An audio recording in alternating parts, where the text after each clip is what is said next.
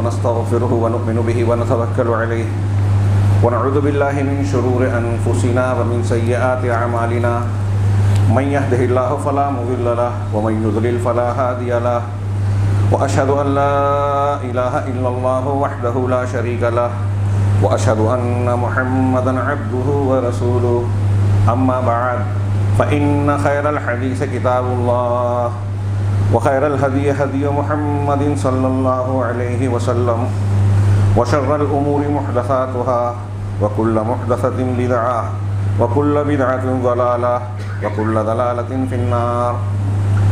أعوذ بالله من الشيطان الرجيم. بسم الله الرحمن الرحيم. إن الله لا يغير ما بقوم حتى يغيروا ما بأنفسهم. وقال تعالى إن تنصروا الله ينصركم ويثبت أقدامكم. محترم حاضرین، ہم لوگ اکثر اللہ کے رسول جناب محمد رسول اللہ صلی اللہ علیہ وسلم کا یہ فرمان سنتے اور پڑھتے رہتے ہیں کہ اگلا زمانہ، ہر آنے والا زمانہ اپنے سے پہلے والے زمانے کے مقابلے میں زیادہ شر اور فتنے والا ہوگا. ہر پہلا زمانہ بعد کے زمانے سے بہتر ہے. اس روایت کو ہم اس سے بھی جوڑ لیں جس میں نبی کریم صلی اللہ علیہ وسلم نے فرمایا، بخاری مسلم کی مشہور حدیث، خیر القرون قرنی ثم الذین یلونہم ثم الذین یلونہم. سب سے بہتر زمانہ میرا زمانہ ہے، اس کے بعد وہ جو اس کے فوراً بعد ہوگا، پھر وہ جو اس کے بعد ہوگا. 2 یا 3 مرتبہ کہنے کے بعد آپ نے فرمایا کہ اس کے بعد جھوٹ اور دھوکہ دہی وغیرہ نمایاں ہوں گی، بڑھ جائیں گی.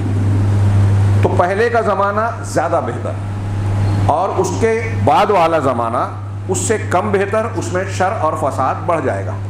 یہاں بعض طلبہ نے ایک سوال اٹھایا کہ اللہ کے نبی صلی اللہ علیہ وسلم کے اس فرمان کے معیار پر ابتدائی عہدوں میں ہم دیکھتے ہیں کہ حضرت علی، حضرت عثمان، حضرت امیر معاویہ رضی اللہ عنہم کے زمانوں میں سبائی ٹولوں کا جو فتنہ ہوا، پھر بعد میں حضرت علی کے زمانے میں جنگ جمل، جنگ صفین اور ایسے کچھ واقعات ہوئے، پھر اس کے بعد کربلا کے واقعات کا واقعہ.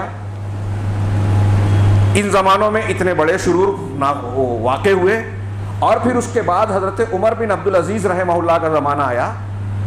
اس سے پہلے جنگ جمل اور صفین کے بعد جب حضرت حسن نے حضرت امیر معاویہ سے مصالحت کر لی تو عام الجمع یعنی عام الجماعہ کہلایا. مسلمانوں میں اتحاد و اتفاق قائم ہو گیا، جماعت قائم ہو گئی، اختلاف ختم ہو گیا. تو یہ بعد والی صورتحال گویا پہلے والے کے مقابلے میں زیادہ بہتر نظر آتی ہے.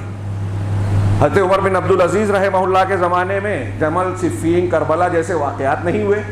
تو کچھ لوگ سوال اٹھاتے ہیں کہ یہ زمانہ تو بعد کا ہے لیکن پہلے والے سے بہتر نظر آتا ہے. تو اس کے کئی جوابات اہل علم نے دیے. ایک تو یہ کہ جو چند واقعات ہوئے ہیں وہ پوری اسلامی تاریخ اور پورے عالم اسلام کا نقشہ نہیں ہے جس کو لوگ بیان کر کے اعلیٰ تاریخ اسلام کا چہرہ بگاڑنے کی کوشش کرتے ہیں. دوسری بات کہ یہ خیر کا ہر آنے والا زمانہ پہلے سے زیادہ شر والا ہوگا اور پہلے والا اس کے مقابلے میں زیادہ خیر والا ہوگا. اس کا اصلی معنی کیا ہے؟ تو اس کا معنی جو زیادہ بہتر اہل علم نے، اہل تحقیق نے بیان کیا وہ یہ ہے کہ پہلے کے جو زمانے ابتدائی ہوں گے اس میں اہل علم، صحیح عقیدے والے، صحیح اور صالح عمل والے زیادہ ہوں گے. میں علم اور عمل صرف نہیں کہہ رہا ہوں، صحیح علم اور عمل صرف نہیں کہہ رہا ہوں، صالح عمل جو شریعت کے مطابق اور اخلاص والا. صحیح علم اور صحیح عمل والے جس زمانے میں جتنے زیادہ ہیں وہ زمانہ اتنا خیر والا ہے. علماء ربانیین کی تعداد جس زمانے میں جتنی زیادہ ہوگی اتنا زیادہ وہ زمانہ خیر والا ہوگا. اور اہل علم صحیح عقیدے پر گامزن اور اس کے مطابق عمل کرنے والے جیسے کم ہوتے جائیں گے جیسے ویسے شرور و فتن بڑھتے جائیں گے. اب اس تناظر میں دیکھا جائے تو جن دوروں میں جمل اور صفین کے، کربلا کے واقعات ہوئے، آپ دیکھیں کہ بعد والے کے مقابلے میں ان زمانوں میں صحابہ کرام، اہل علم، اہل عمل، صحیح العقیدہ لوگ، بدعات، خرافات، شرکیات سے پاک لوگ زیادہ تعداد میں تھے، لہذا وہ زیادہ خیر والا ہے.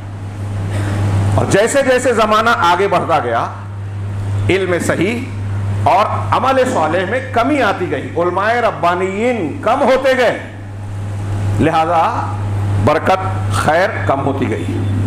اب اس تناظر میں آپ آج کا ماحول دیکھیے، ہمارے اور آپ کے درمیان کیا ماحول ہے۔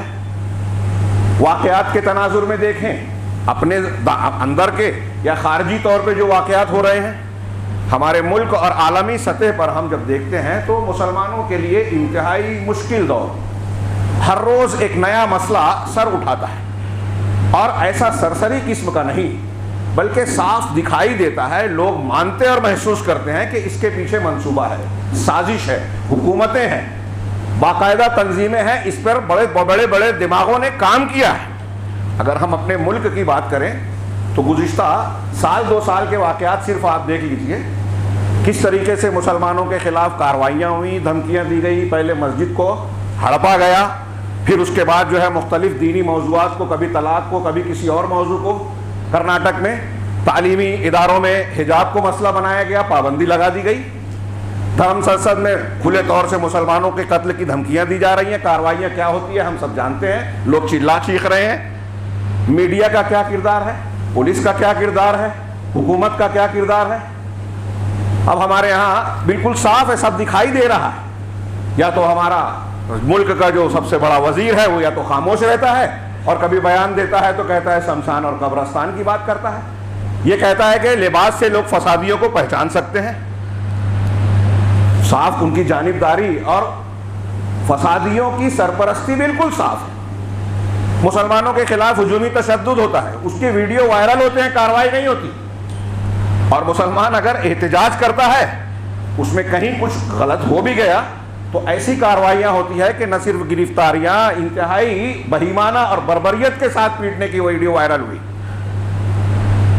قانون اپنا کام کرنا شروع کر دیتا ہے، اور حد سے بڑھ کر اپنے دائرے سے آگے بغیر کسی عدالتی کارروائی کے گھروں پر انتظامی کارروائی کرنا، بلڈوزر چلانا، اس سے پہلے بھی ہو چکا رمضان المبارک میں اور اب بھی ہو رہا ہے۔ ایسے واقعات، اور پھر اس کا ایک سلسلہ یہاں تک پہنچا کہ جناب محمد رسول اللہ صلی اللہ علیہ وسلم کی شان میں گستاخیاں کی گئیں۔ یہ کوئی نیا واقعہ نہیں ہے، اور پھر اس پر ہمارا آپ کا رد عمل کیا ہے؟ ہر چیز پر تھوڑا چیختے چلاتے ہیں، جماعتیں جو ہے کچھ اپنے مذمتی بیانات دیتی ہیں، کچھ لوگ تصویریں کھنچواتے ہیں کہ ہم نے اپنا کام کیا، احتجاج کیا، اور موقع پڑتا ہے تو سودے بازیاں بھی کر لی۔ عالم اسلام کا دباؤ پڑا تو ہمارے ہی مسلمانوں میں کچھ لیڈر سامنے آتے ہیں جو موجودہ حکومت کی دفاعی باتیں کرتے ہیں، اور ان کی جو ہے کیا کہیں گے چاپلوسی کا مظاہرہ کرتے ہیں، اور اس کے باوجود لیڈر ماننے والے ان کو لیڈر مانتے ہیں، جبکہ جانتے ہیں کہ قدم قدم پر یہ سودے بازی کر رہے ہیں۔ میں نے گزشتہ بعض خطبوں میں، تقریروں میں ذکر کیا، جس کا کوئی رد عمل نہیں ہے۔ محمود پراچا ایک مشہور نام، سپریم کورٹ کے ایک بڑا نام، قانون داں، پرسنل لا بورڈ کے ممبر، ان کا الزام ہے شدید کہ ہمارے لیڈروں نے سودے بازی کی ہے۔ پرسنل لا نے بابری مسجد کا کیس لڑے تھے ہارنے کے لیے، گیان واپی والی مسجد کا کیس لڑ رہے ہیں ہارنے کے لیے۔ کوئی چھوٹی موٹی بات ہے؟ ہم سب لوگ اور پوری قوم اور ملت، میں نے جو تمہید باندھی اس کی تناظر میں دیکھیے، احتجاج کیا۔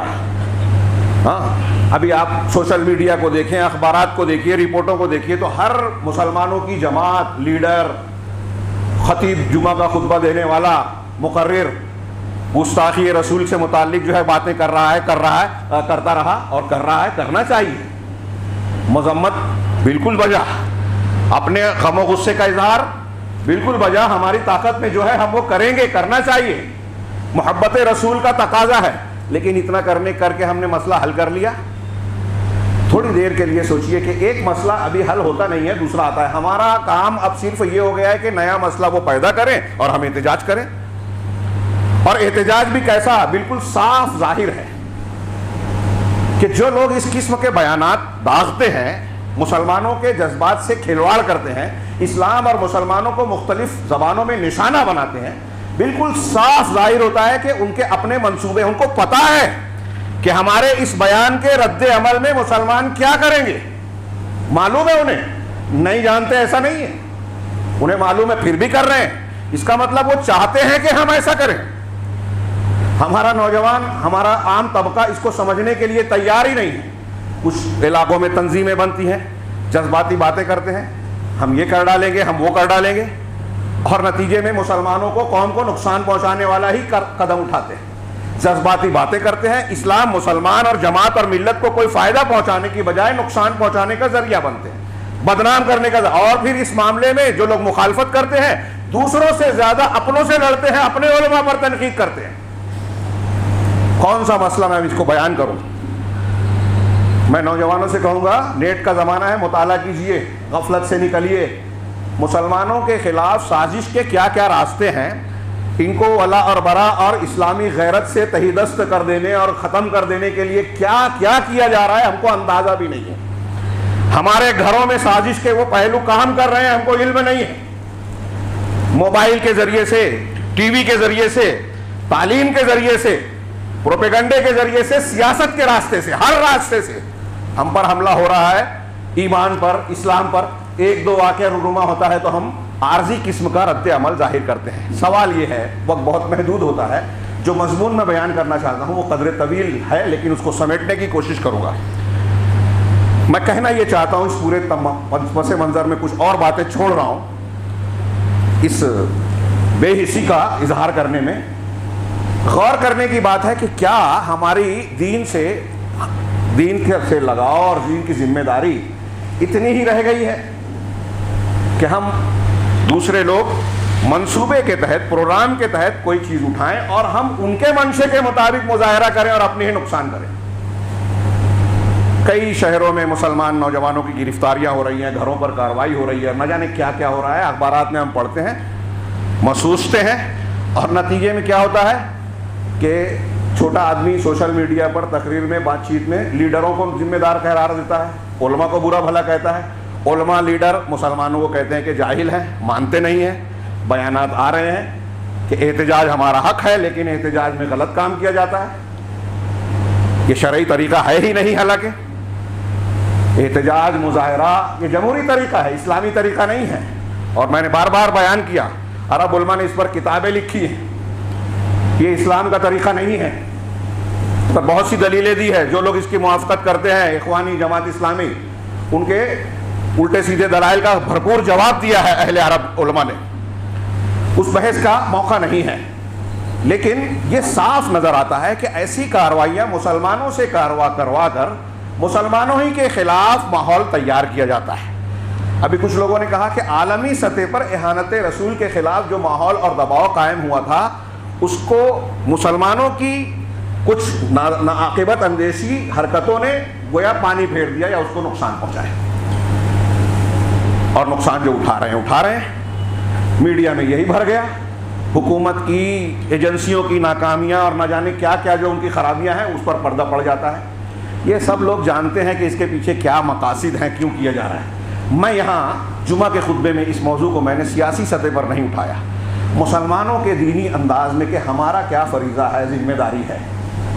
کیا ہم صرف یہی کرتے رہیں کہ اپنی زندگی کی مستیوں میں مشغول رہیں اور ایسی کوئی بات آئے تو کچھ عارضی ٹائم نکال کر کچھ بیان بازی کر دیں اور دوسروں کو اس پر الزام ڈال کے اپنے کام میں پھر سے مشغول ہو جائیں؟ یہ دین نہیں ہے. یہ ماحول کے تقاضے کے مطابق ہم اپنی ذمہ داری سے فرار اختیار کرتے ہیں. نبی کریم صلی اللہ علیہ وسلم کے تعلق سے گستاخی رسول کا حکم بیان کرنا، آج ہم کتنا بھی بیان کریں کیا فائدہ ہے؟ قانونی کارروائی، ابھی بیان دیا جا رہا ہے کہ سب سے مؤثر کارروائی قانونی ہی ہے. بالکل صحیح بات ہے، لیکن اب قانونی کارروائی پر بھی کتنا بھروسہ کیا جائے؟ ہمارے یہاں یا ہمارے آئین میں گستاخ رسول سے متعلق بات نہیں ہے. مودی جی کے خلاف اگر کوئی بیان دیتا ہے تو محکمے جو ہے وہاں کارروائی کرتے ہیں، چھاپے مارتے ہیں، ہاں کیس درج کر دیتے ہیں، FIR درج ہو جاتا ہے. تو آج کے لیڈر کو، گاندھی جی کو اگر کوئی بولے تو اس پر دار و گیر اور قانون کے عمل شروع ہو جاتے ہیں. جناب محمد رسول اللہ صلی اللہ علیہ وسلم جیسی شخصیت جو عالم پوری انسانیت کی ثابت شدہ حقائق کی بنیاد پر غیر مسلموں کو بھی اعتراف کہ آپ سے بہتر شخصیت کوئی کائنات پوری انسانی تاریخ میں پیدا ہی نہیں ہوئی. آپ کا کردار دنیا کے لیے امن کا پیغام ہے اور آپ دنیا کے لیے نجات دہندہ کی حیثیت رکھتے ہیں. آپ کی شخصیت کو مجروح کرنا پوری انسانیت کا نقصان ہے، اس لیے کہ جو لوگ گمراہ ہیں ان کو راستہ ملے گا رسول اللہ صلی اللہ علیہ وسلم کی تعلیمات سے، آپ پر ایمان لانے سے، اور جب آپ کو مجروح کیا جائے تو سارے لوگوں کا نقصان ہے، اور پورے عالم اسلام کے دل، اہل ایمان کا دل مجروح ہونا، یہ ساری باتیں بیان کی جاتی ہیں، میں اسے دہرانا نہیں چاہتا، میں کہنا یہ چاہتا ہوں کہ نبی کریم صلی اللہ علیہ وسلم سے تعلق اور ہماری ذمہ داریاں کیا بنتی ہیں، تعلق کا تقاضا کیا ہے۔ یہ شیخ محمد بن عبد الوہاب رحمہ اللہ کا ایک کتاب باریک سا شرح ستۃ مواضع من السیرہ، سیرت کے 6 مقامات کی شرح، اس ضمن میں جو انہوں نے بیان کیا شیخ صالح جو سعودی عرب کے بڑے عالم ہیں، سلفی عالم، ان کی شرح کی روشنی میں کچھ بات نقل کر رہا ہوں ایک نقطے کے طور پر، اور اس پر پھر اگلی بات کہ ہمیں کیا کرنا ہے۔ پہلی بات انہوں نے یہ بیان کی قصۃ ابی طالب، ابو طالب جو نبی کریم صلی اللہ علیہ وسلم کے چچا تھے، ان کا واقعہ میں اپنے الفاظ میں اختصار کے ساتھ ذکر کروں۔ آپ جانتے ہیں کہ نبی کریم صلی اللہ علیہ وسلم کی ولادت سے پہلے ہی آپ کے والد کا انتقال ہو گیا، جب آپ کی ولادت ہوئی تو کفالت آپ کے دادا عبد المطلب نے کی، ان کی موت کا وقت آیا تو انہوں نے اپنے بیٹوں میں سے ابو طالب کو ذمہ داری دی کہ محمد صلی اللہ علیہ وسلم ان کی دیکھ بھال اور کفالت آپ کریں۔ دادا کے بعد یہ اس چچا نے دیکھ بھال کی، اکرام کیا اور اپنے حقوق کی ادائیگی کی پوری کوشش کی، تفصیلات کا موقع نہیں۔ پھر جب نبی کریم صلی اللہ علیہ وسلم کو رسالت و نبوت ملی اور آپ نے اپنے اہل خانہ اور خاندان والوں کو اور بعد میں پورے اہل قریش کو مخاطب کر کے کلمہ توحید اور دعوت حق پیش کی، لوگوں نے مخالفت شروع کی، تو ابو طالب کا کردار کیا تھا؟ انہوں نے اللہ کے نبی صلی اللہ علیہ وسلم کا ساتھ دیا، حمایت کی، دفاع کیا، اور قریش کی جانب سے نبی کریم صلی اللہ علیہ وسلم کے خلاف جو کارروائیاں کی گئی اور تکلیفیں دی گئی، اس میں اکثر مقامات پر ساتھ دیا، یہاں تک کہ بھوک اور پیاس کی شدت بھی برداشت کی۔ شاب ابی طالب میں 3 سال تک جو بائیکاٹ کیا قریش نے، اس میں اللہ کے نبی صلی اللہ علیہ وسلم اور مسلمانوں کے ساتھ ابو طالب بھی تھے، بعض رشتہ دار مشرکین بھی تھے، اس میں ابو طالب بھی تھے، اور ان لوگوں نے ابو طالب نے ان سارے امور میں نبی کریم صلی اللہ علیہ وسلم کے ساتھ صبر کیا، اور ساتھ ہی ساتھ وہ نبی کریم صلی اللہ علیہ وسلم کے لائے ہوئے دین کی تعریف کرتے تھے، مدح کرتے تھے، اس کے حق ہونے کی گواہی دیتے تھے۔ یہاں میرے سامنے کاغذ میں ان کے کچھ اشعار ہیں، مثال کے طور پہ ان کا شعر ایک نقل کیا، وَلَقَدْ عَلِمْتُ بِأَنَّ دِينَ مُحَمَّدْ مِنْ خَيْرِ أَدْيَانِ الْبَرِيَّةِ دِينًا، یہ پہلا شعر کہ میں نے یہ بات جان لی کہ محمد صلی اللہ علیہ وسلم کا دین مخلوق کے تمام ادیان اور مذاہب میں سب سے بہتر دین ہے۔ یہ کس کا شعر ہے؟ ابو طالب۔ اور آگے کہتے ہیں لولا الملامت او حذار و مسبہ، اگر ملامت کا ڈر نہیں ہوتا یا یہ ڈر نہیں ہوتا کہ لوگ مجھے برا بھلا کہیں گے، لرأیتنی سمحا بذاک مبینا، تو آپ مجھے یہ باتیں دیکھتے کہ میں کھل کر اس کی تائید کرتا، اس کا ساتھ دیتا۔ کس بات کا ڈر تھا؟ شارح نے کہا کہ انہیں اس بات کا ڈر تھا کہ اگر میں محمد صلی اللہ علیہ وسلم کا دین قبول کر لوں تو لوگ مجھے طعنہ دیں گے کہ اپنے باپ عبد المطلب، سگے باپ اور پھر باپ دادا، ان کا جو دین ہے جس میں بتوں کی پرستش ہوتی تھی، اسلامی تعلیمات کے خلاف چیزوں کو اختیار کیا گیا تھا، انہوں نے کہا کہ اگر میں یہ دین قبول کرتا ہوں تو لوگ کہیں گے کہ یہ اپنے باپ دادا کے دین کو، تو باپ دادا کے دین کی مذمت کا پہلو آئے گا، یہ خاندانی عصبیت یہ رکاوٹ بن گئی ان کے حق کو قبول کرنے میں۔ چنانچہ نبی کریم صلی اللہ علیہ وسلم کو انہوں نے سچا مانا۔ علامہ ابن کثیر کا حوالہ دیا، انہوں نے بھی بہت تفصیل سے بیان کیا کہ بدایہ نہایہ میں ابو طالب کے بارے میں علامہ ابن کثیر نے بیان کیا کہ وہ اس بات کا کھلا اعتراف کرتے تھے کہ محمد صلی اللہ علیہ وسلم واقعی اللہ کے رسول ہیں اور اپنی رسالت میں سچے ہیں، لیکن ان کی اتباع اور ماننا اس لیے انہوں نے اختیار نہیں کیا کہ ان کو اپنے آباء و اجداد کے دین کی برائی کا پہلو اس میں نظر آیا، جو کہ بت پرستی پر قائم تھے، چنانچہ جاہلی حمیت نے ان کو روک لیا اور اسلام کو قبول کرنے سے باز رکھا۔ یہ تاریخی حوالوں کے بعد بخاری مسلم کی ایک حدیث پیش کی جو آپ بارہا سن چکے ہیں کہ اللہ کے رسول صلی اللہ علیہ وسلم، حضرت سعید بن مسیب اپنے والد صحابی سے روایت کرتے ہیں کہ لما حضر ابا طالب الوفات، عربی کا چھوڑ کر میں مفہوم بیان کروں، آپ سن چکے ہیں کہ جب ابو طالب کے پاس موت کا وقت آیا، قریب آیا، نبی کریم صلی اللہ علیہ وسلم تشریف لائے، جبکہ ان کے پاس ابو جہل اور بنو مخزوم کے ایک سردار ابن ابی امیہ موجود تھے۔ قریش کے دو سردار، یہ دوستی تھی مشرکین سے، بری صحبت۔ ہاں، اللہ کے رسول صلی اللہ علیہ وسلم نے ان کی موجودگی میں ابو طالب سے کہا، یا عم قل لا الہ الا اللہ کلمۃ احاج لک بہا عند اللہ، کہ چچا جان لا الہ الا اللہ کا کلمہ پڑھ لیجئے، کہہ لیجئے، یہ کہہ لیجئے، میں اللہ کے پاس تمہارے لیے اس کے ذریعے سے حجت پیش کروں گا۔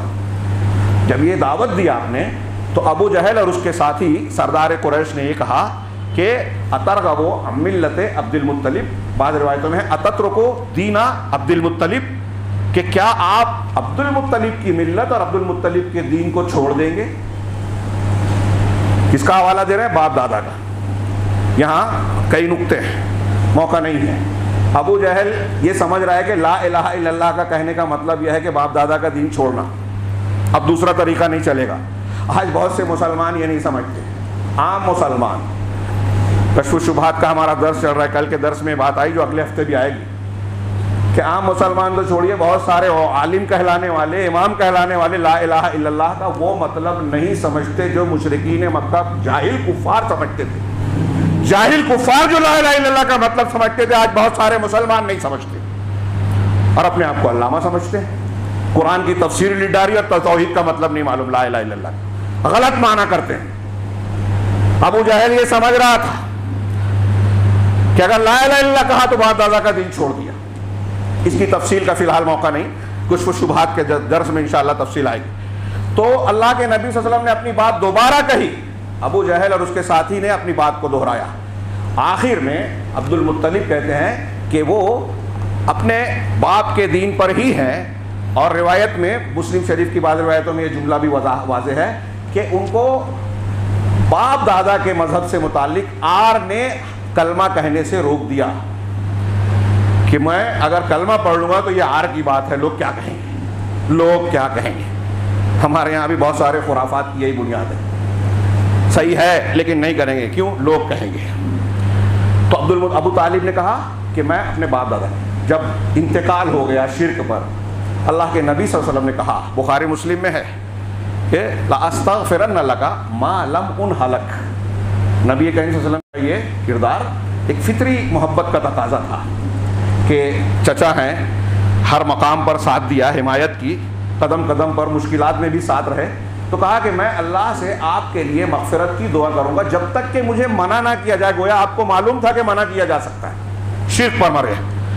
چنانچہ قرآن کی آیت، سورہ توبہ کی آیت نازل ہوئی، مَا كَانَ لِلنَّبِيِّ وَالَّذِينَ آمَنُوا أَن يَسْتَغْفِرُوا لِلْمُشْرِكِينَ، نبی کے لیے اور مومنوں کے لیے جائز نہیں ہے کہ مشرکین کے لیے مغفرت طلب کریں، ہاں، وَلَوْ كَانُوا أُولِي قُرْبَىٰ، چاہے وہ قریبی رشتہ دار ہوں، مِن بَعْدِ مَا تَبَيَّنَ لَهُمْ أَنَّهُمْ أَصْحَابُ الْجَحِيمِ، یہ واضح ہو جانے کے بعد کہ وہ جہنمی ہیں۔ نبی کو منع کیا جا رہا ہے کہ قریبی رشتہ دار اگر شرک پر منے ہیں تو دعا نہیں کر سکتے، شرک کرنے والے کے لیے سفارش قیامت کے دن کریں گے۔ ہمارے یہاں مشرکین غور کریں۔ اور پھر اسی روایت میں ہے کہ ابو طالب کے سلسلے میں ہی یہ آیت بھی نازل ہوئی، اِنَّكَ لَا تَهْدِي مَنْ أَحْبَبْتَ وَلَكِنَّ اللَّهَ يَهْدِي مَن يَشَاءُ، آپ جسے چاہیں ہدایت نہیں دے سکتے، اللہ جسے چاہتا ہے اسے ہدایت دیتا ہے۔ یہ آیت بھی انہی کے سلسلے میں نازل ہوئی۔ اس واقعے کو شیخ فوزان نقل کرنے کے بعد جو نتیجہ اس سے جو بات نکال رہے ہیں، انہوں نے خود کہا کہ یہ ایک علمی، دقیق علمی بات ہے، غور کرنے کی ضرورت ہے۔ تو اس کا جو ایک نتیجہ واقعہ ہم نے بارہا سنا، موجودہ پس منظر میں رسول اللہ صلی اللہ علیہ وسلم کی محبت کا اظہار مسلمانوں نے جو کیا اور کر رہے ہیں، کرنا چاہیے، لیکن کیا وہ محبت سچی ہے؟ اس تناظر میں دیکھیے جو اس واقعے کے تناظر میں شیخ فوزان بیان کر رہے ہیں۔ کیا کہہ رہے ہیں کہ یہ اس بات پر، یہ روایت اور واقعہ، قرآن کی آیت اور اللہ کے رسول صلی اللہ علیہ وسلم کا پورا واقعہ معاملہ دلالت کرتا ہے کہ اسلام کی تعریف کرنا، رسول کی تعریف کرنا اور اس بات کا عقیدہ رکھنا کہ اسلام دین حق ہے، رسول اللہ صلی اللہ علیہ وسلم سچے رسول ہیں، یہ ماننا بغیر آپ کی اتباع کیے ہوئے، بغیر آپ کی تعلیمات کو مانے ہوئے، یہ فائدہ نہیں دیتا۔ ملاحظہ فرمائیں، آپ جلوس نکال رہے ہیں، رسول اللہ صلی اللہ علیہ وسلم کی محبت کا اظہار کر رہے ہیں، آپ کے دفاع اور آپ سے محبت اور آپ کی اہانت پر دکھ درد کا اظہار ایمان کا تقاضا ہے، لیکن یہ تعریف حق ماننا اگر اتباع کے بغیر ہے تو یہ فائدے مند نہیں ہے۔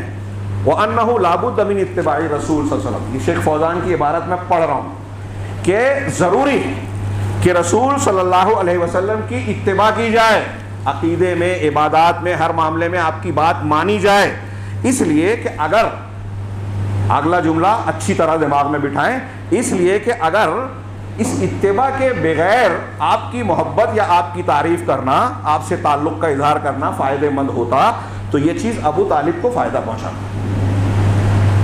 ابو طالب کے لیے مفید ہوتا، کیونکہ اس بات کا اقرار کرنا کہ اسلام حق ہے، رسول سچے ہیں، اور ساتھ میں اسلام کی مدافعت کرنا، یہ بہت غور سے، مع المدافعت عن الاسلام و حمایت الاسلام، اسلام کی حمایت کرتے ہوئے اور اسلام کا دفاع کرتے ہوئے اس بات کا اظہار کرنا کہ رسول سچے ہیں، اسلام حق ہے، یہ ساری چیز بے فائدہ ہے اگر رسول صلی اللہ علیہ وسلم کی اتباع نہیں ہے، وَإِلَّا، ورنہ نبی صلی اللہ علیہ وسلم کا یہ بھی فرمان ہے، اگر ہم ایسا کچھ کر بھی رہے ہیں، دین کی کچھ خدمت کر رہے ہیں آپ کی اتباع کے بغیر، تو یہ کوئی بڑی بات نہیں ہے۔ رسول اللہ صلی اللہ علیہ وسلم کی ایک حدیث ہے کہ ان اللہ یؤید ھذا الدین بالرجل الفاجر، اللہ تعالیٰ اس دین کی تائید فاجر اور گنہگار آدمی سے کے ذریعے سے بھی کرا لیتا ہے، یہ بھی بخاری مسلم کی حدیث کا ایک ٹکڑا ہے۔ آگے کہتے ہیں چنانچہ ضروری ہے کہ اتباع کی جائے، اور اگر آپ اتباع کے بغیر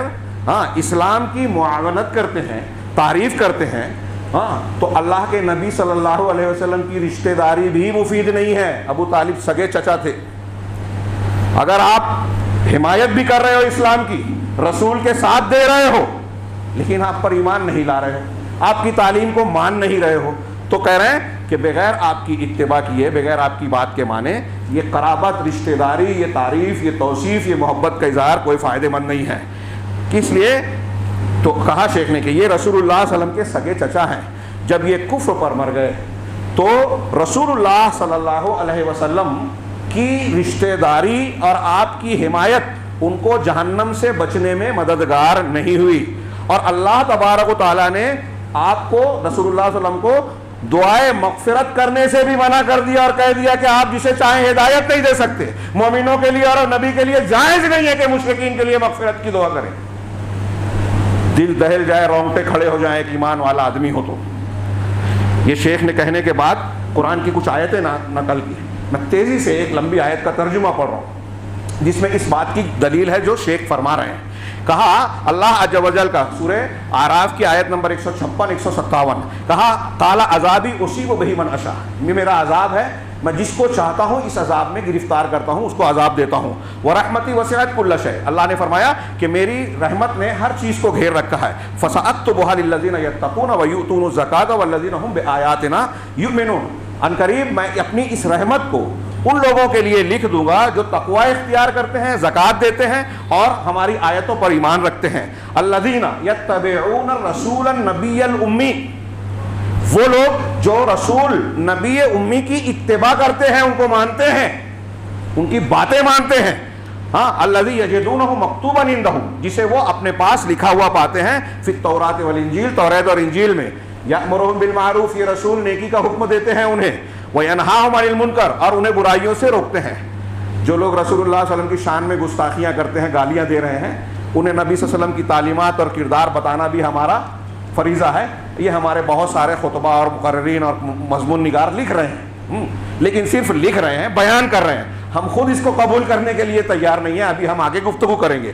وَيُحِلُّ لَهُمُ الطَّيِّبَاتِ، اور ان کے لیے طیب اور پاکیزہ چیزوں کو حلال قرار دیتے ہیں۔ وَيُحَرِّمُ عَلَيْهِمُ الْخَبَائِثَ، اور خبیث چیزیں جو نقصان دہ ہیں ان کو حرام قرار دیتے ہیں۔ وَيَضَعُ عَنْهُمْ إِصْرَهُمْ وَالْأَغْلَالَ الَّتِي كَانَتْ عَلَيْهِمْ، اور ان سے اس بوجھ اور طوق کو ہٹاتے ہیں جو ان پر تھا، پچھلی شریعتوں میں جو مشکلات تھی اس کو آسان بنایا۔ فَالَّذِينَ آمَنُوا بِهِ، اب اگلے یہ جملہ یہ محل استشہاد ہے، پس جو لوگ آپ پر ایمان لائے، وَعَزَّرُوهُ، اور آپ کی حمایت کی، وَنَصَرُوهُ، آپ کی مدد کی، وَاتَّبَعُوا النُّورَ، اور اس نور کی اتباع کی۔ یہاں شیخ نے درمیان میں کہا ہاں لم یکتف بقولہ، اللہ تعالیٰ نے یہاں صرف اتنا نہیں کہا کہ اس رسول کی جس نے جو ایمان لایا اور آپ کی حمایت و مدد کی، صرف اتنا نہیں کہا، بلکہ آگے جملہ کیا کہا؟ اس نور کی اتباع کی الذی انزل معہ، جو اللہ کے نبی کے ساتھ نازل کیا گیا، اولئک هم المفلحون، یہی لوگ کامیاب ہیں۔ تو شیخ نے آگے فرمایا، اس آیت کو پوری پڑھ لیجئے غور سے، کہ اللہ کے رسول صلی اللہ علیہ وسلم کی آپ نے حمایت کی، جلسہ نکالا، مذمت کی، اہانت رسول کے بیان کی، لیکن آپ رسول کی تعلیم کو مان نہیں رہے ہیں، زندگی میں نافذ نہیں کر رہے ہیں، صحیح عقیدہ اختیار نہیں کر رہے ہیں۔ تو بتائیے جب ابو طالب کو اللہ کے رسول صلی اللہ علیہ وسلم کی حمایت، مدافعت، اسلام اور رسالت کو سچا ماننا فائدہ مند نہیں ہوا، آگے یہ بھی روایت نقل کی کہ ان کو بس اتنا فائدہ ہوگا کہ جہنم میں عذاب ہلکا ہوگا دوسرے مشرکین کے مقابلے میں، جہنم سے نکل نہیں سکیں گے، اور انہی کو پیر میں 2 جوتیاں آگ کی پہنائی جائے گی، جس سے ان کا دماغ کھولے گا اور وہ سمجھیں گے کہ سب سے زیادہ سخت عذاب انہیں ہو رہا ہے، حالانکہ وہ سب سے ہلکا ہوگا۔ یہ سامنے رکھنے کے بعد ہاں نتیجے کے طور پر ہمیں کیا کرنا ہے؟ میں ایسا مانتا ہوں کہ اب یہ مذمتی بیان، ہمارے خلاف کیا سازش ہو رہی ہے، کیا منصوبے ہیں، یہ بیان کرنے کی اب زیادہ ضرورت نہیں ہے، سب کو پتہ ہے۔ میڈیا کا کردار، پولیس کا کردار، حکومتوں کے منصوبے، مختلف تنظیمیں ہمارے خلاف کیا کچھ کر رہے ہیں، سب جانتے ہیں۔ ان چیزوں کو بیان کرنے سے زیادہ ہمارے یہاں ایسا محسوس ہوتا ہے کہ خوف، دہشت، فکر مندی آتی ہے، لیکن وہ بات لوگ کہتے ہی نہیں ہیں، کر ہی نہیں رہے ہیں جو کرنا چاہیے۔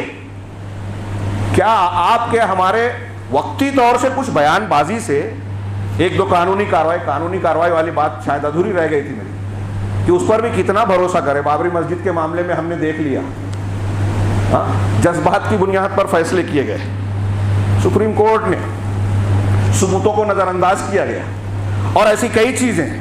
میں جو کہہ رہا ہوں، لوگ کہیں گے کہ آئین کے دائرے میں یہ اہانت عدالت ہے، لیکن میں جو بات کہہ رہا ہوں قانونی ماہرین، سابق ججوں اور بہت سارے قانونی ماہرین نے بات کہی، اور یہ بالکل کھلی حقیقت ہے، اور یہ کوئی ایک واقعہ نہیں ہے، ہم اور بھی ایسی کئی چیزیں دیکھ رہے ہیں۔ تو کیا کچھ اس میں کھیل کھیلا جاتا ہے، یہ ہم سب جانتے ہیں، لوگ جانتے ہیں۔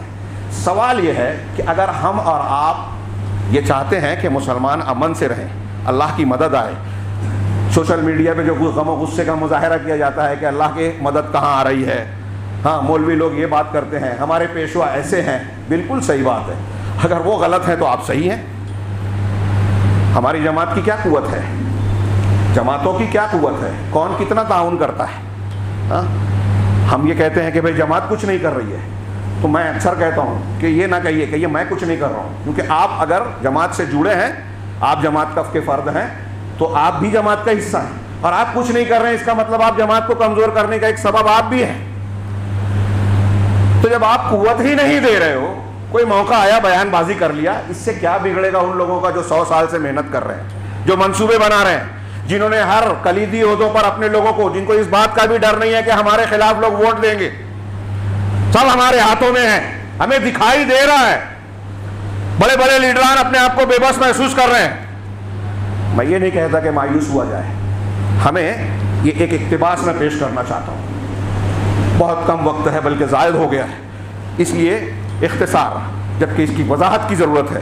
انہوں نے ایک کتاب میں لمبی چوڑی بحث کی، اور مسلمانوں کے حالات، اس پر زیادہ گفتگو ہونا چاہیے کہ ہمارے تعمیر کا، اصلاح کا، اللہ کی مدد حاصل ہونے کا ذریعہ کیا ہو، ہمارے بچوں کی، نئی نسل کی تربیت کیسے ہو۔ میں پھر کہہ رہا ہوں، اس سلسلے میں ہم لوگ سنجیدہ نہیں ہیں، فکر مندی کا مظاہرہ کرتے ہیں، تو اب راستے نہیں پاتے جب نوجوان، تو کوئی جو ہے جذباتی بن جاتا ہے، کوئی علماء سے بدظن ہو کے منکر حدیث بن جاتا ہے، کوئی حکومت کے سائے میں، ہمارے یہاں ایسے لوگ بھی ہیں جو وہاں جاتے ہیں، اور تربیت اور تعلیم کا اتنا خراب ماحول ہے، میں بار بار یہ بات دہرا رہا ہوں آج کل، ہمارے بچے اور بچیاں اگر غیر مسلم بن رہے ہیں، شادی کے نام پر، کسی بھی نام پر، یہ انتہائی کھلا ہوا اعلان ہے کہ ہمارے گھر، ہمارا سماج اور معاشرہ اسلامی تربیت سے انتہائی تہی دست ہے۔ لوگ کتنے بھی مظاہرے کرتے رہے کہ جماعت کا کام ہم کر رہے ہیں، دین کا کام کر رہے ہیں، روز فوٹو چھپ رہا ہے، روز رپورٹ آ رہی ہے، رپورٹیں، فوٹو کو دیکھا جائے تو ایسا لگتا ہے مسلمانوں میں بہت کام ہو رہا ہے، زمین پر کچھ نہیں ہے، عقیدہ توحید بھی نہیں سکھا سکے ہم قوم کو، لا الہ الا اللہ کا مطلب نہیں معلوم ہے اکثریت مسلمانوں کے، یہ میرا منبر رسول سے دعویٰ ہے۔ تو اب اس تناظر میں آپ دیکھیے ہمیں کیا کرنا ہے؟ سب سے پہلی بات پچھلے خطبوں میں بیان کیا کہ مسلمانوں کی اصلاح اور تعمیر کا وہی طریقہ ہے جو رسول اللہ صلی اللہ علیہ وسلم نے بتایا۔ اللہ کے نبی صلی اللہ علیہ وسلم جس سماج معاشرے اور دور میں مبعوث ہوئے وہ کتنا برا حال تھا، وہاں انتہائی جہالت اور جاہلیت۔ 23 سالہ دور نبوت میں پوری کایا پلٹ ہو گئی اور دنیا کا سب سے بہترین معاشرہ وجود میں آ گیا۔ صحابہ کرام کا کیا کام تھا؟ میں نے خطبہ دیا اس پر۔ اللہ کے رسول صلی اللہ علیہ وسلم کا کام بتایا، اللہ تعالیٰ یتلو علیہم آیاتی، ان پر قرآن کی آیتوں کو تلاوت کرتے ہیں۔ ہمارے ہاں ڈائری، جھوٹے سیدھے الٹے سیدھے واقعات، صوفیوں کے واقعات، حکایتیں، کرامات، خرافات، یہ بیان کیا جاتا ہے۔ اللہ کے رسول قرآن پڑھتے تھے، وَيُزَكِّيهِمْ، ان کا تزکیہ کرتے تھے، مسلمانوں کی اصلاح کا۔ شیخ البانی رحمہ اللہ بار بار کہتے رہے، مضامین میں لکھتے رہے کہ مسلمانوں کی اصلاح اور تعمیر کا طریقہ یہ ہے، یہ جو تنظیمیں، جذباتی، جوشیلے اور بغیر اصول ضابطے کے جہاد کی باتیں یہ جو کی جاتی ہے، اس کے مقابلے میں یہ کرنا چاہیے کیا؟ تصفیہ اور تزکیہ۔ التصفیہ والتربیہ، تزکیہ تربیہ، تصفیہ صفائی، شرک سے صفائی توحید کی تعلیم، بدعت سے صفائی سنت کی تعلیم، باطل سے صفائی حق کی تعلیم، برے اخلاق حرام سے نجات اور حلال خوری اور اچھے اخلاق کی تعلیم۔ یہ تصفیہ ہے گندگی کو صاف کرنا، اور یہ تربیہ ہے اچھائی کی تعلیم دینا۔ اب تھوڑی دیر کے لیے یہ پیش کرنے سے پہلے آپ غور کیجئے کہ کون سا زندگی کا ہمارا آج میدان ہے جو اس کا متقاضی نہیں ہے۔ میں اگر بیان کروں تو بہت دیر ہو جائے گی۔ زندگی کا کون سا شعبہ جو شعبے تعلیم و تربیت کے وہ آج بزنس بن گئے ہیں، تعلیمی ادارے، مدرسے، وہاں جھگڑے ہیں، دنیا داری ہے، لوگ بزنس کر رہے ہیں۔ ابھی خبریں بار بار آ رہی ہے کہ لاک ڈاؤن کے بعد مدارس دینیہ میں طلبہ کی تعداد کم ہو گئی ہے، قوم کو کوئی فرق نہیں پڑ رہا ہے، کسی کو فکر نہیں ہے، علماء کم ہوں گے، دعات و مبلغین، کہتے ہیں ان کی ضرورت ہی کہاں ہے؟ ڈاکٹرز کی ضرورت ہے، آئی پی ایس اور آئی ایس کی ضرورت ہے، جو لوگ آفیسرز بن رہے ہیں وہ کہاں گئے؟ قوم کی کتنی خدمت کر رہے ہیں اور علماء کتنی خدمت کر رہے ہیں؟ غور کیجئے، جس بھی برے حالت میں ہے، قوم ان علماء کا کیا خیال رکھتی ہے جس کو ہم نے حقیر سمجھ لیا ہے؟ یہ سمجھ لیجیے کہ جس دن اس علم میں دین ختم ہو گیا، دین ختم ہو جائے گا، علماء ختم ہو گئے، اسلام نہیں بچے گا۔ ہوائی بات نہیں کہہ رہا ہوں، ہمارے سلف کے علماء میں شاید نقل کر چکا ہوں، یہ فتویٰ دیتے ہیں جس بستی میں کوئی عالم دین نہیں رہتا اس بستی میں رہنا جائز نہیں ہے۔ جو دین کی رہنمائی کرے، صحیح عقیدہ اور صحیح تعلیم دے، تو ہمارے اس کی کوئی فکر نہیں ہے۔ ہاں، مدارس میں جو ہے تجارت کا اڈا بن گیا، جو انسانی خدمت کے ادارے تھے، طب، میں نے پچھلے کچھ خطبے میں کہا، کافی لوگ اس پر رد عمل کا سب لوگ جانتے ہیں، ڈاکٹری طب آج ہمارے یہاں لوٹ مار کا میدان بن گیا ہے۔ سودی لین دین سے پڑھتے ہیں، سودی لین دین سے دواخانے بناتے ہیں، اور ناجائز طریقے سے لوگ مریضوں کا علاج کرتے ہیں، ان کو لوٹ مار کرتے ہیں، بے مروتی کی انتہا کرتے ہیں، جو مر رہا ہے اس کو اور مارتے ہیں۔ ایسے بے مروت لوگوں پر اللہ کا رحم آئے گا کہاں سے؟ ایک غریب آدمی اگر ڈیلیوری کے لیے جاتا ہے تو نارمل ہوتی ہی نہیں ہے، ہم سب جانتے ہیں، ایسے کتنے معاملات ہوتے ہیں، کوئی چیک اپ کے بغیر جس کی ضرورت نہیں ہے وہ بھی کروایا جاتا ہے۔ تعلیمی اداروں میں رشوت، ڈونیشن، اور ایسے سب لوگ سفید پوش، بہت اچھے قوم کی تعمیر، کوئی قوم کی تعمیر و امیر نہیں۔ یہ آگے جو میں بیان کرنے جا رہا ہوں اس میں یہ بات واضح ہوگی کہ مسلمانوں کو اللہ کی مدد کیسے ملے گی، یہ سنجیدگی سے سوچنا ہے، اور نہیں سوچتے، نہیں کرتے اگر ہم، حرام خوری، زناکاری، بدکاری ہمارے سماج میں بڑھتی ہے، بڑھتے رہے، اور ہم اصلاح نہ کریں تو یہ یاد رکھیے کہ اللہ کی مدد نہیں آ سکتی۔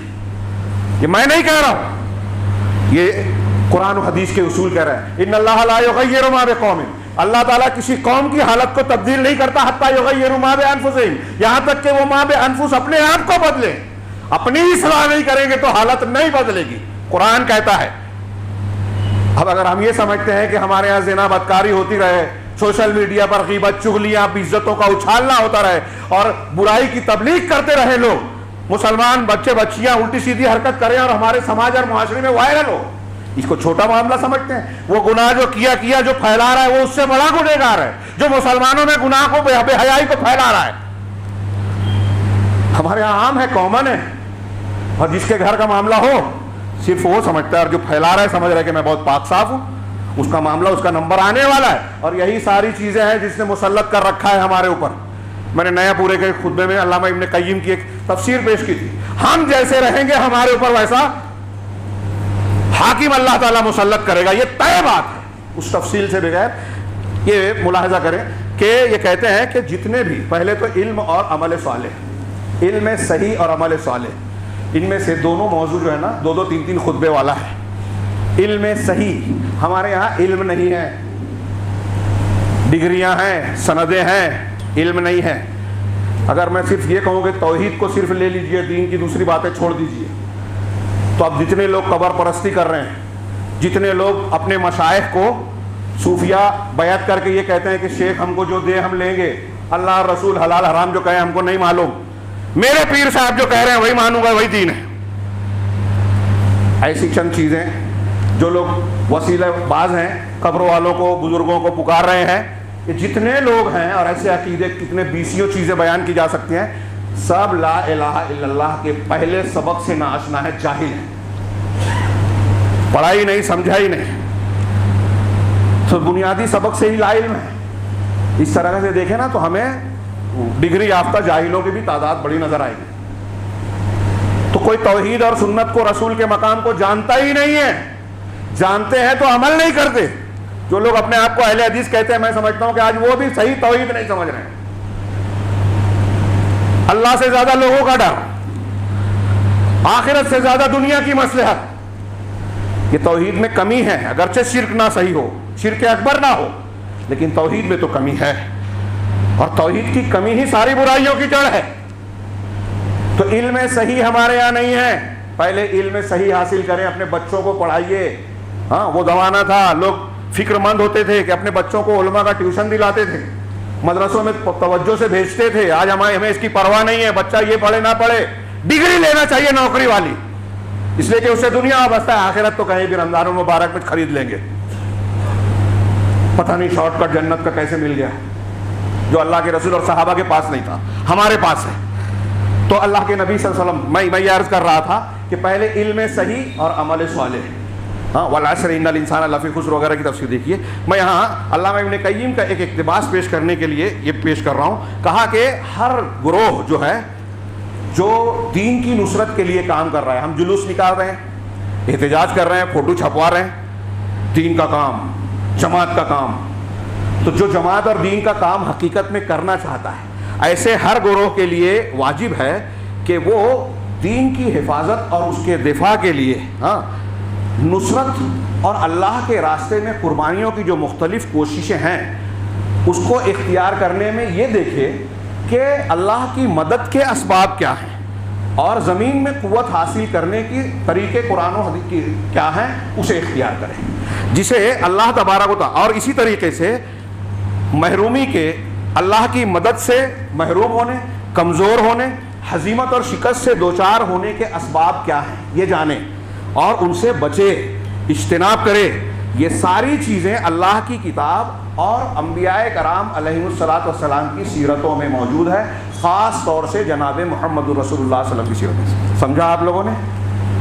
ہمیں اگر چاہیے، ہم اگر چاہتے ہیں نبی صلی اللہ علیہ وسلم کی گستاخ کو اس کی کیفر کردار تک پہنچائے، کوئی نہیں کرے گا، ہم کو ہی کرنا پڑے گا. لیکن ہم کیسے کریں گے؟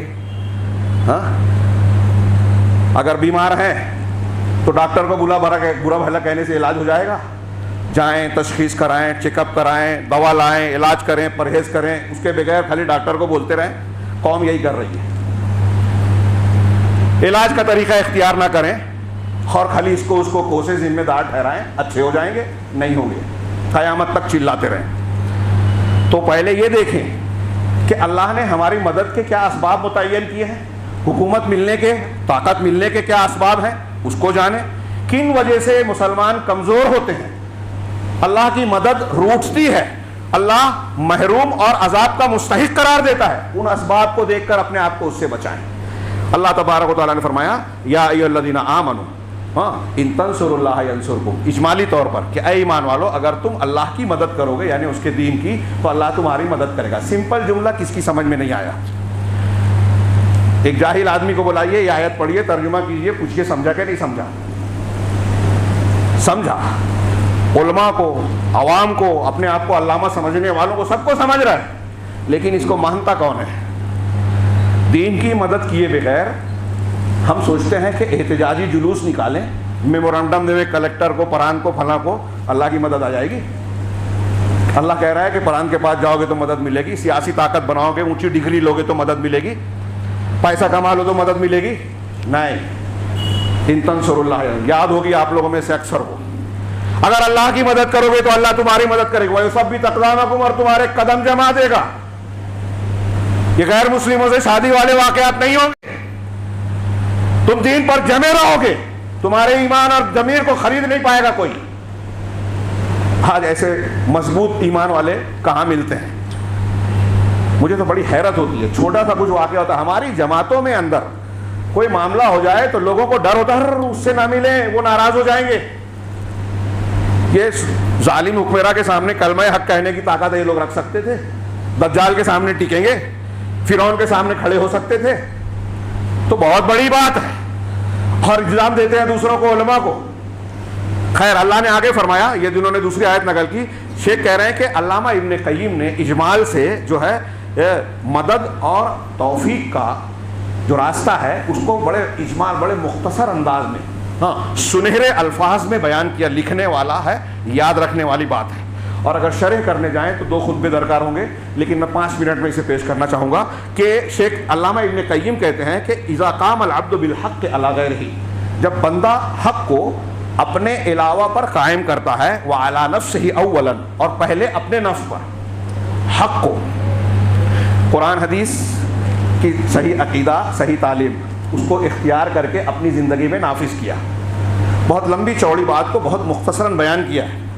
अपने आप पर नाफिज किया, यानी सच्चा मुसलमान बना, इस्लाम पर अमल किया, सही अकीदा सीखा, अमल किया, और फिर दूसरे को उसकी तबलीग की। हाँ, वकाना क़ियामुहु बिल्लाहि वलिल्लाहि लम यकुम लहु शै, और उसका ये क़ियाम यानी दीन पर अमल करना, खुद का और दूसरे पर अमल करवाना, कोशिश करना, ये अल्लाह के जरिए हो, अल्लाह के लिए हो। ये 2 शर्तें, दीन पर अमल करे खुद, दूसरों पर कोशिश करे, और उसका ये अमल अल्लाह के जरिए हो, अल्लाह के दीन के मुताबिक, अल्लाह की मदद हासिल करके, और अल्लाह के लिए हो। तो कह रहे हैं लम यकुम लहु शै, तो उसके सामने कोई नहीं टिक पाएगा। ये वक्त की हुकूमत, अमेरिका, बरतानिया और ये तेबेती के शोरबे, थोड़ी सी हुकूमत मिली तो उछल कूद कर रहे हैं, भूल गए तारीख। बहुत बड़े बड़े फिरौन गुजरे हैं। अल्लामा इब्न क़य्यिम क्या कह रहे हैं? कुरान हदीस की आयतों का, बेशुमार दलीलों का ये निचोड़ है, हासिल है कि हम अगर हक़ पर कायम हो जाएं, दूसरों तक हक़ पहुँचाने की कोशिश करें अपनी ताकत और इल्म के मुताबिक, और हमारा ये काम अल्लाह के ज़रिए हो, उससे मदद मांगे, उस पर भरोसा करें, अल्लाह के लिए हो, इखलास हो, हुस्न नियत हो, तो हमारे मुकाबिल कोई खड़ा नहीं हो सकता। कहा वलौ कादत हुस्समावात वल अर्द वल जिबाल, अगर मुकाबले में आसमान, ज़मीन और पहाड़ क्यों ना आ जाए, अल्लाह तबारक व तआला इस बंदे मोमिन के लिए उन सब से काफ़ी हो जाएगा, निपट लेगा, और उसके लिए निकलने और कामयाब होने का रास्ता पैदा करेगा। हाँ, कामयाब होने का रास्ता पैदा कर देगा। अगर ये सिफत आ गई तो दुनिया, ये वक्त के सुपर पावर, पूरे आसमान ज़मीन खिलाफ में हो जाए, अल्लाह बचाएगा, ये कह रहे हैं, अल्लाह हिफाजत करेगा। आगे कह रहे हैं कि जो हमारे यहाँ खराबियाँ पैदा होती हैं, अल्लाह की मदद रूठती है, तो ये बंदे की तफरीद, कोताही, तकसीर की वजह से होती है। इन तीनों उमूर में 3 बातें कही, हक़ को अपने और दूसरे पर कायम करे, अल्लाह के ज़रिए और अल्लाह के लिए, 3 बातें। इन तीनों में से किसी एक, तीनों चीज़ों को नज़रअंदाज करने से, कोताही बरतने से, या इन दोनों में से किसी 2 में, या इनमें से किसी एक में। हाँ, मैं इसकी शरह क्या करूं, शेख ने ही की है, बहुत गौर से सुनिएगा। मैंने जैसा कि कहा कि एक लंबी चौड़ी बात को शॉर्ट में कहा है। फ़इन काना क़ियामुहु बिल फ़ी बातिलिन लम युनसर, लिखने वाला है ये जुमला, और जायज़ा लीजिए, अगर कोई इंसान का क़याम, जो मेहनत कर रहा है, कोशिश कर रहा है, बातिल के सिलसिले में हो, तो अल्लाह की मदद नहीं मिलेगी। अब कितने मसलक हैं दुनिया में मुसलमानों के जो काम कर रहे हैं। हाँ, कोई मसलक जो है वो कबर परस्ती की तरवीज कर रहा है, कोई हुब्बे आले बैत के नाम पर जो है सहाबा, कुरान, सुन्नत की मुखालफत का काम कर रहा है, रवाफिज और शिया, सूफिया, तसव्वुफ और तज़किये के उन्वान के तहत پہلا سبق دیتے ہیں اپنے مریدوں کو کہ قال اللہ قال رسول قرآن حدیث کو نکال کر پھینک دو، نبی سے نہیں، ہمارے شیخ سے اور طریقت سے لو، ہمارا جو سلسلہ ہے اس سے دین کو لو. یہ باطل ہے، یہ حق ہے. اللہ تعالیٰ نے کہا رسول حق ہے. ہمارا بندہ جو ہے، لوگ جو ہیں وہ صوفیوں کے سلسلے سے حق لے رہا ہے، جو غیر مسلموں کے دین سے ہم کو دین سکھا رہا ہے، قرآن حدیث سے دور کر رہا ہے، شرک سکھا رہا ہے، بدعت سکھا رہا ہے، جھوٹی حدیثیں سکھا رہا ہے، جھوٹی کرامتیں بیان کر کے غلط عقیدے کی تعلیم دے رہا ہے، لا الہ الا اللہ محمد رسول اللہ کے تقاضوں سے دور لے جا رہا ہے. لا الہ الا اللہ کے مطلب کیا ہے، اس کے ارکان و شرائط کیا ہیں ہمیں معلوم نہیں ہے، لیکن اس کے مخالف چیزیں ہمارے یہاں عام ہیں. اب ایسی غلط چیزوں کے ساتھ، غلط روایتوں اور غلط عقیدے کے ساتھ ایک آدمی محنت کر رہا ہے. علامہ ابن قیم، کتنی لمبی تفصیل ہو سکتی ہے جو میں بیان کیا، غور کیجیے. تو اگر ہم ایسی محنت کریں گے اللہ کی مدد نہیں ملے گی، کیونکہ ہم باطل میں محنت کر رہے ہیں. دوسرا وَإِن نَصَرَ نَصْرًا عَارِضًا فَلَا عَاقِبَةَ لَهُ، اور اگر اللہ کی مدد کچھ نظر بھی آئے تو یہ عارضی مدد ہوگی اور اس کا کوئی مضبوط انجام نہیں ہوگا، بلکہ وہ شخص مذموم اور مخذول ہوگا، اس کی مذمت ہوگی اور وہ بے سہارا ہوگا، اس کا کوئی پوچھنے والا. آج مسلمانوں کا یہی حال ہے. مسلمانوں کی اکثریت، وقت نہیں ہے اس لیے میں ایک جملہ ہی کہہ پا رہا ہوں یہاں، اکثریت ایسی ہے کہ اسلام کا نام تو لیتی ہے، لیکن اسلام کے نام سے جو عقیدہ، جو عبادات، جو تعلیمات پھیلا رہی ہے وہ بہت ساری باطل چیزوں پر سے ملی جلی ہوئی ہے. شرکیات ہیں، بدعات ہیں، خرافات ہیں، حرام ہے. ہاں آگے کہہ رہے ہیں وَإِن قَامَ فِي حَقٍ، اب اگر فرض کر لو کہ باطل کی بجائے حق کے ساتھ قیام کر رہا ہے، کہ میں اہل حدیث ہوں، قرآن حدیث پر چلتا ہوں، اگر حق کے ساتھ کر رہا ہے لیکن لم یکن فیہ للہ، لیکن وہ کام اللہ کے لیے نہیں کر رہا ہے. ہاں اللہ وَإِنَّمَا کیوں کر رہا ہے، وَإِنَّمَا قَامَ، وہ انجام کیوں دے رہا ہے، لِطَلَبِ الْمَحْمَدَةِ وَالشُّكْرِ وَالْجَزَاءِ مِنَ الْخَلْقِ أَوِ التَّوَسُّلِ إِلَى غَرَضٍ دُنْیَوِیٍّ، کہ وہ یا تو اس کو لوگوں کی تعریف کے لیے، لوگ میری تعریف کریں، میرا شکریہ ادا کریں، اور مخلوق اس کا کوئی بدلہ دے، یا پھر دنیا کا کوئی مقصد حاصل ہو، اس لیے اگر کوئی کر رہا ہے کہ میرا فوٹو چھپے، تاریخ میں میرا نام ہو، لوگ کہیں کہ میرا خاندان اور ان لوگوں نے ایسا کیا. اب دیکھیے کہ جب یہ چیز آتی ہے تو جو اصلی کام کرنے والے رہتے ہیں ان کو ٹانگ کھینچتے ہیں لوگ. ایک ہی جماعت میں آپ اور میں کام کر رہے ہیں، میرے اندر خلوص نہیں ہے، میں چاہتا ہوں کہ لوگ میری تعریف کریں، تو دیکھتا ہوں کہ آپ کام کر رہے ہیں تو آپ کی ٹانگ کھینچتا ہوں، ارے لوگ اس کی طرف چلے جائیں گے. یہ ہمارے یہاں مسلمانوں کا حال ہے. مسلمانوں کے دشمن اپنے اپنے طور پہ کام کرتے ہیں، ایک دوسرے کی مدد کرتے ہیں، کوئی گرفتار ہو گیا آزاد کراتے ہیں، کام کرنے والوں کو ترقی دیتے ہیں. مسلمانوں کے خلاف جو گالی دے، گولی چلائے، اس کو ترقی ملتی ہے، اور ہمارے یہاں جو کام کرے اس کی ٹانگ کھینچی جاتی ہے اور قوم خاموش. علامہ ابن قیم کہہ رہے ہیں، اور یہ جو باتیں کہہ رہے ہیں یہ قرآن حدیث کی روشنی میں ہے. ہاں موقع ملا تو اس کے ثبوت اور دلائل. شیخ کہتے ہیں، علامہ ابن قیم آگے کہتے ہیں کہ اگر وہ کسی دنیاوی غرض یا دوسرے مقصد کے تحت کر رہا ہے، ہاں تو یہ جو جس واسطے کر رہا ہے وہی اس کا اصلی مقصد ہوا. ہاں اور حق کا جو کام وہ کر رہا ہے، بظاہر دکھاوا کر رہا ہے کہ میں دین کا کام کر رہا ہوں، اس دین کے کام کو بطور وسیلہ استعمال کر رہا ہے.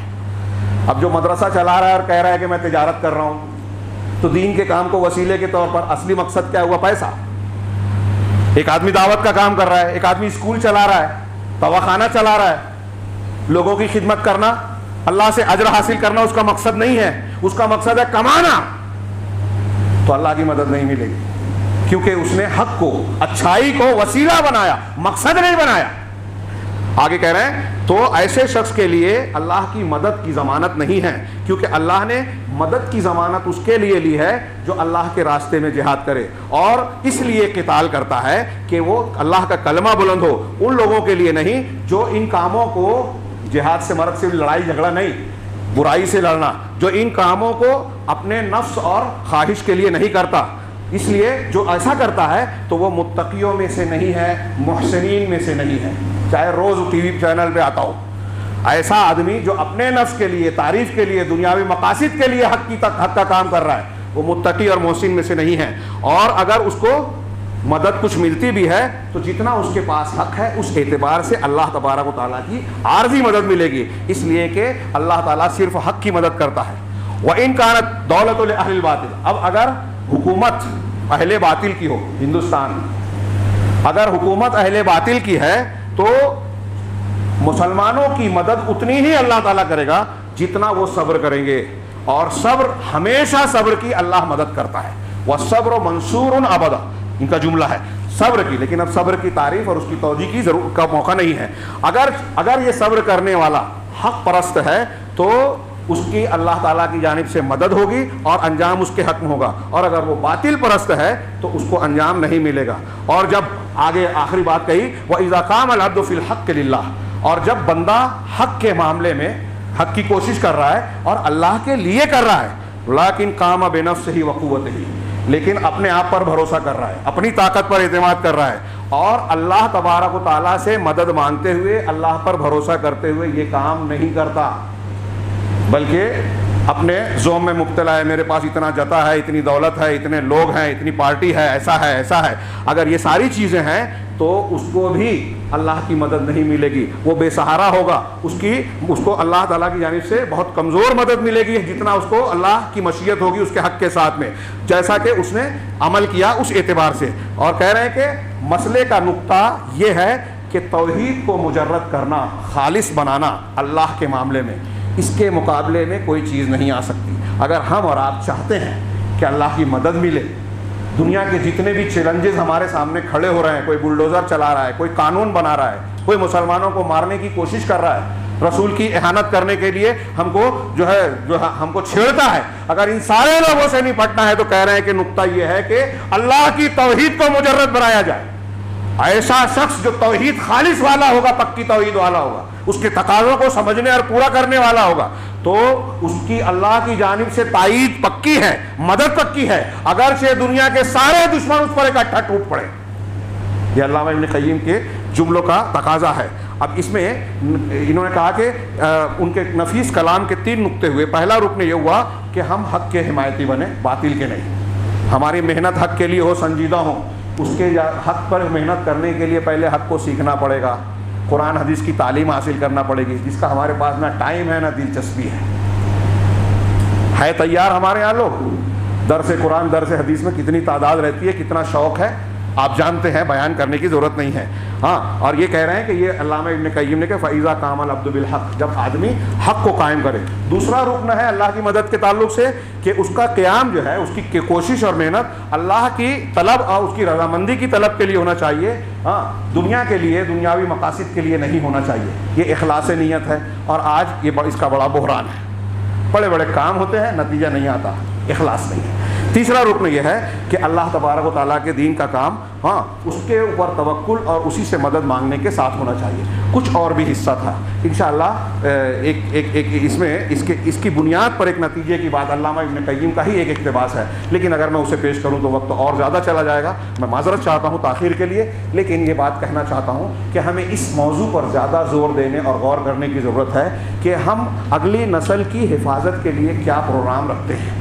عارضی طور سے یہ جو کچھ موقع پر آیا، ہم نے احتجاج کیا اور پھر بھول گئے، تو ایسا ہی ہوگا کہ ہمارے مخالفین جب چاہیں گے ہمیں استعمال کریں گے اور جب چاہیں گے ہمیں استعمال کر کے پھینک دیں گے. ہماری کوئی حیثیت اور وقت نہیں ہوگی، نہ دنیا میں نہ اللہ کے یہاں. اگر ہم چاہتے ہیں اللہ کی مدد کے مستحق بنے، قوت و عزت حاصل ہو، تو اسی راستے کو اختیار کرنا چاہیے جو انہوں نے شروع میں کہا کہ ہم کو اللہ کی مدد ملنے کے اسباب کیا ہے. قرآن و حدیث میں بالکل صاف ہے، نبی صلی اللہ علیہ وسلم کی سیرت طیبہ میں بالکل کھلا اور واضح ہے. ان اسباب کو ہم اختیار کریں.